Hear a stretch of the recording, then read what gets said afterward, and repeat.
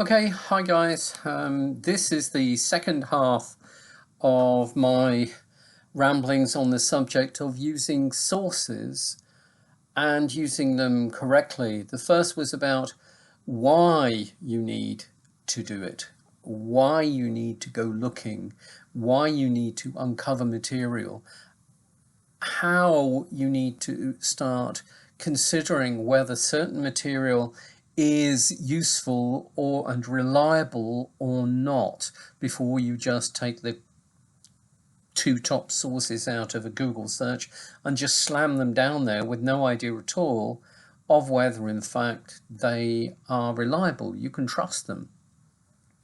So having gone through that, I hope to have sold you the idea that you do have to look for material to support your analysis and evaluation, from which you will produce conclusions and make recommendations as a result of what you've come to understand.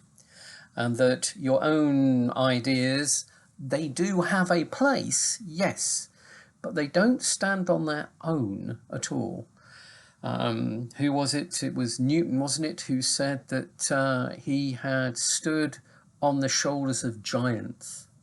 Well, the giants are out there. They're the people who've written in journals and professional journals, academic journals, whose work has been tested and can be trusted. Now, the question now is, how do you use that material?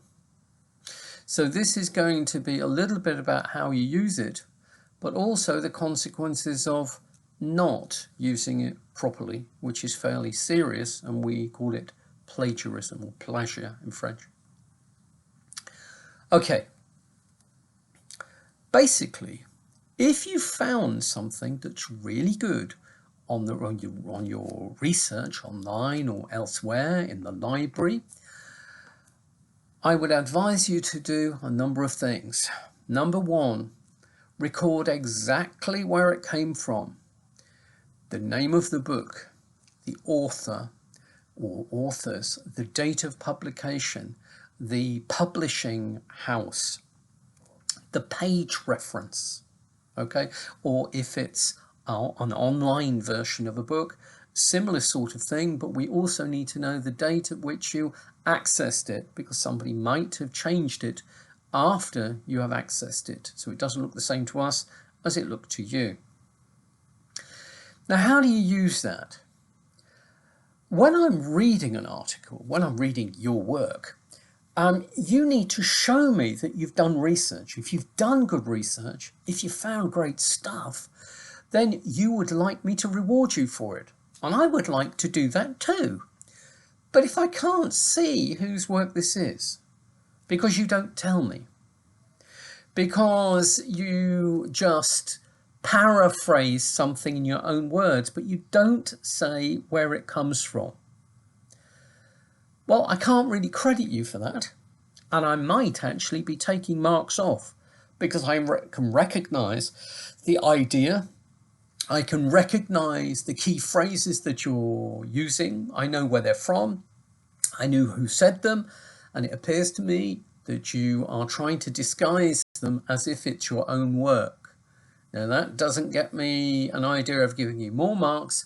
It gives me the idea of taking marks off and calling you in to see me, because you're actually taking somebody else's ideas and claiming it as your own. Remember, on the front of your essay or your report, you're putting your name. At the end of your essay report, I'm putting a mark against your name. It needs to represent your work. Now, you can use other people's work, provided you show us who those other people are and that their work is reliable. You can't, and you must not, borrow it or steal it, or try to change it in some way so that we don't pick up the fact that it is plagiarism. We're good at it.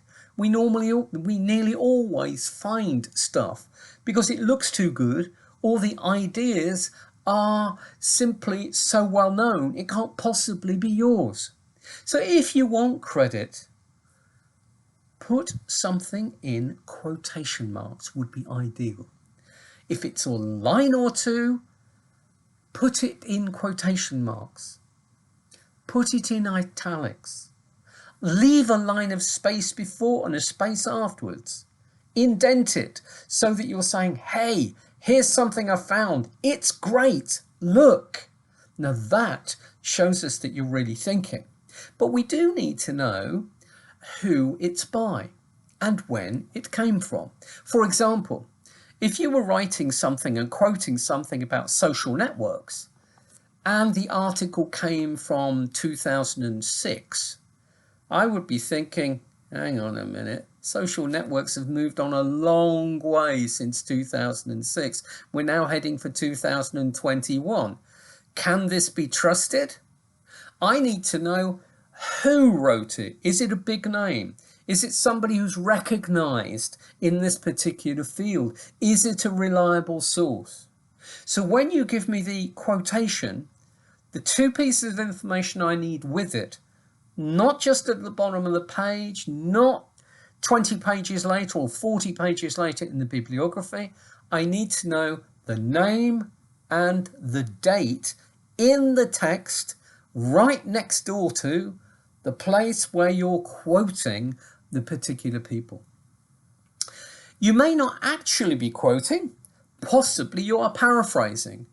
You might be saying, as Pine and Gilmore clearly said in 2006, experience is the be-all and end-all of holiday taking. Fine, you don't need necessarily to put that in quotations, but I need to know that this paraphrase that you're coming up with does come from them and when. So please, if you found good stuff, get credited for it. Ideally, putting it in quotation marks shows this isn't my work, this is somebody else's, but I've gone to the trouble of finding it, and you give me a good name and a recent date, and I'm thinking, yeah, great, I'm going to give you extra marks because of that. So please, please, please remember to do that. Now, if I wanted to check up on this, if I were really interested in something you'd found that perhaps I haven't read, I would want perhaps to be able to go and find that book, the page, that article in a journal, whatever it is.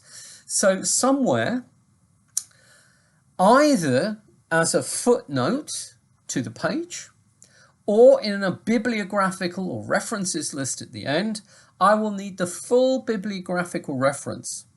Now, basically, that means, as I said before, you need the authors, you need the title, you need the page number, you need the publisher, you need the date. And there are ways of presenting that information in an acceptable format. Now, in France, we tend to use two. One is a typical French system.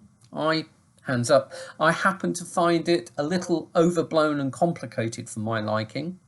I tend to find an English or American system a little bit easier. But essentially, the two are MLA, that's the French version, which I believe stands for Modern Languages Association. It's their system of how to reference anything, from a book to an interview you've made, to a TV program that you watched, anything. And it's in a French type of system, and what it normally means is you give the quotation in your text, you have a number attached to it, at the bottom of the page it tells you where it comes from, and you put that in a bibliography. I don't like that myself.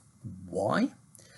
Because I would like to know, without having to take my eyes to the bottom of the page, who wrote this and when it was. Why do I have to go to the bottom of the page and come back up again? Wouldn't it be better if you just told me it was Jolly 2015? Then I know who it is and I know the date. That's enough for me. If I really want to go and check it out in detail, then I can go to the back and look at the bibliography. But MLA wants you to give a footnote and the bibliography. The Harvard referencing system prefers just the name and the date with the quotation, no footnote necessary, and the full bibliographical reference later. Well, here's the good news. There are guides on how to do this. There are even automated versions where you throw the information that you found about this particular book or article at a piece of web software, and it produces the reference that you put in your bibliography according to whichever system it is that you happen to want. So it's now so easy for you to do. I'm afraid there is zero excuse for not doing it. Choose the system you're going to use, or if your course or your handbook suggests that you must use this particular way of referencing, then follow it. On my website, on Tonyversity, I have something at the top on my onglet that says About. Underneath it, it says Principles.